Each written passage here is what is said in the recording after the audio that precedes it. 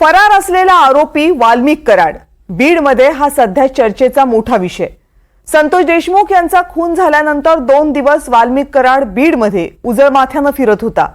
हत्या आणि खंडणी या प्रकरणाचा संबंध असल्याचे आरोप केले जात होते, मात्र वाल्मिक कराडला कुणी साधा जाबही विचारत नव्हतं। पण खंडणी प्रकरणाचा गुन्हा दाखल झाला आणि वाल्मिक कराड बीडमधून फरार झाला।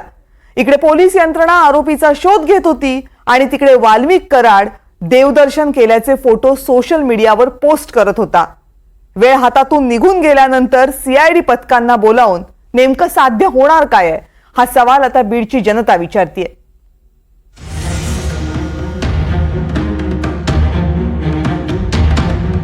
आका आणि त्यांच्या आका यांच्यामध्ये द्वंद्व चालल्याने दिसतंय। मला अजूनही आठवते की दाऊदला हे फरफटत आणणार होते। अरे तुम्ही वालाघराला नाही आणू शकत, तुम्ही दाऊदच्या पर्यंत काय पोचणार हो? खंडणी आणि संतोष देशमुख हत्या प्रकरणात सीआयडीच्या तपासाला गती आली आहे। त्यामुळे संशयित आरोपी वाल्मिक कराडला अटक होण्याची किंवा तो शरण येणार असल्याची चर्चाही सुरू आहे। सीआयडीचं पथक केस तालुक्यात ठाण मांडून बसलंय। सीआयडीकडून आतापर्यंत 100 लोकांची चौकशी करण्यात आली आहे, मात्र 20 दिवस उलटले तरीही वाल्मिक कराडला अटक होत नसल्यानं विरोधक चांगलेच आक्रमक झालेत। यंत्रणा माननीय मुख्यमंत्री महोदयांनी अक्षरशः स्पीडअप म्हणजे 150, 200, 250चं स्पीड जे म्हणतात तेवढ्या स्पीडने लावलेली आहे। आणि मी अगोदरच म्हणलंय की बकरी की माँ कब तक दुआ मागेगी, दुआ फार दिवस चालत नसते, दुआ अर्ध्यातच सुटणार आहे।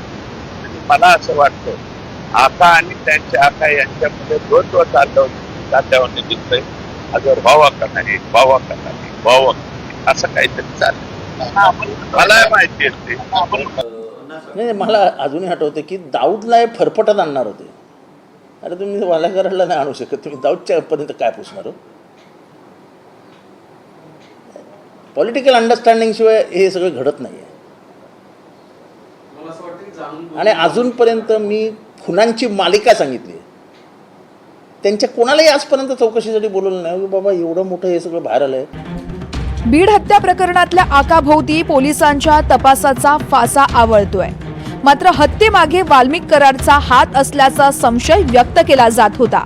तेव्हा पोलिसांनी आरोपीला बोटही लावलं नाही आणि आरोपी फरार झाल्यानंतर पोलीस जंग पछाडतायत। सीआयडीची 9 पथकं वाल्मिक कराडचा शोध घेत आहेत। वाल्मिक कराड नेमका कुठे आहे? वाल्मिक कराड विरोधात 11 डिसेंबरला खंडणी प्रकरणात गुन्हा दाखल झाला। गुन्हा दाखल झाल्यापासून वाल्मिक कराड फरार आहे। गुन्हा दाखल झाला त्या दिवशी वाल्मिक कराड उज्जैनमध्ये होता।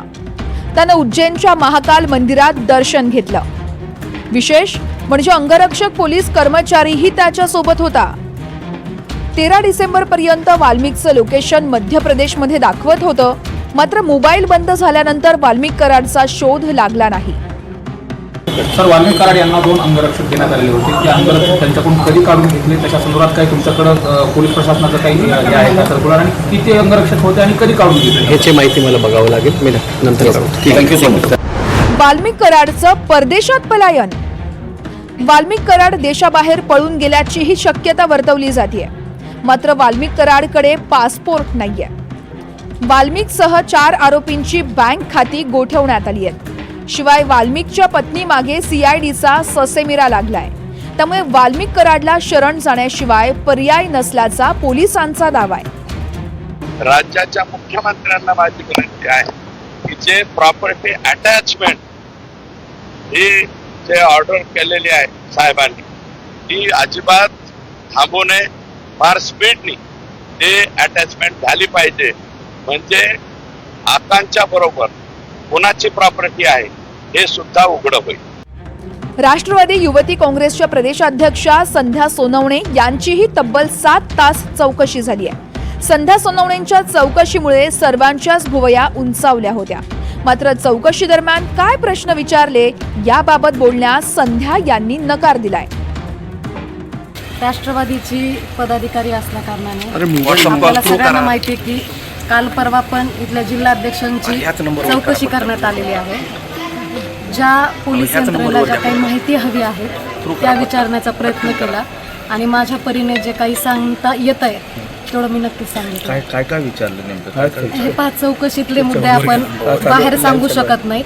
ह्या सगळ्या काय म्हणू शकतो आपण, ह्या सगळ्या कॉन्फिडेन्शियल गोष्टी आहेत. नाही 7 तासापासून असं नाही, माझ्या अगोदर पण बऱ्याच लोकांची चौकशी करण्यात आलेली आहे. मी काय एकटीच नाही. आज माझ्या माहितीप्रमाणे 8-10 लोकांना नोटीस दिलेली होती.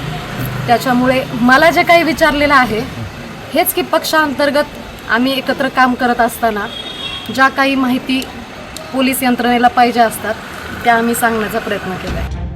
वाल्मिक कराडच्या निकटवर्तीय चौकशीच्या फेऱ्यात अडकले आहेत. वाल्मिकची पत्नी, नातेवाईक, अंगरक्षक सर्वांनाच चौकशीसाठी बोलावलं जात आहे. त्यामुळे मानसिक दबावातून वाल्मिक कराड शरण येईल असं पोलिसांना वाटतंय. आता पोलिसांच्या प्रयत्नांना कितपत यश येतंय याकडे सर्वांच्याच नजरा आहे.